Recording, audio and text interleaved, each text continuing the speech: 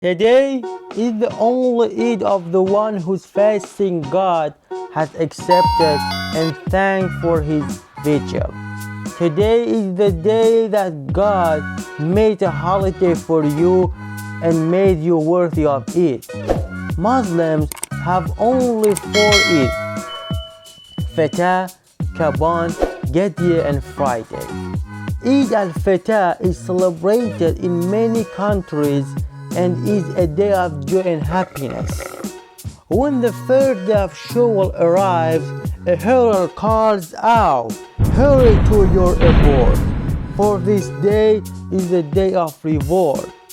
The day that God Almighty has made an Eid for Muslims to find their way against Islam and against its bloodthirsty enemies. Al-Fitr is thanks for the blessing that was revealed in Ramadan.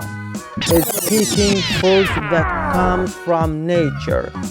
It's an opportunity for man to create a clean and healthy life for himself. These words you heard were about Eid al-Fitr, which is one of the biggest Eid in this world.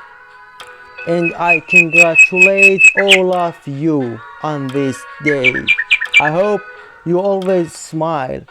Say this to yourself every day.